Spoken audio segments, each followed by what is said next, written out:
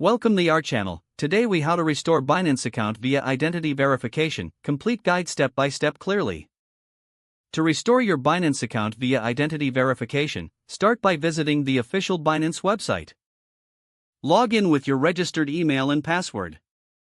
If you cannot access your account, click on the Forgot Password link. Follow the prompts to reset your password through your registered email. Once you have reset your password, try logging in again. If access is still denied, go to the Binance Support Center for assistance. Look for the option to start the identity verification process. Select the type of identity verification you need to complete. Prepare the necessary documents, such as a government-issued ID, passport, or driver's license. Make sure the document is valid and not expired. Ensure that the document is clear and legible when scanned or photographed. Upload the required documents as per the instructions provided on the Binance site. Follow any additional prompts for face verification, if necessary. You may also need to provide a selfie for further verification. Ensure you are in a well-lit area to capture a clear image. Submit your identity verification request after everything is completed. Wait for Binance to review your documents. Check your email regularly for updates on your verification status.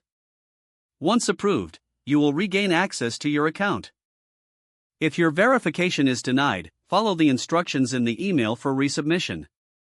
Keep an eye on your spam folder in case messages from Binance end up there. Make sure to update any out-of-date information on your account after restoration. Consider enabling two-factor authentication for added security once your account is restored. Be patient, as the verification process may take time depending on demand. If the page does not load, refresh the browser or try again in a private or incognito window. Make sure you are using the correct email address, then retype it carefully to avoid small typos. If your password is not accepted, use the reset option and create a new strong password you can remember. Check your spam folder for verification or security emails, then complete any requested confirmation steps. Don't forget to like this video and subscribe to our channel for more step-by-step tech guides.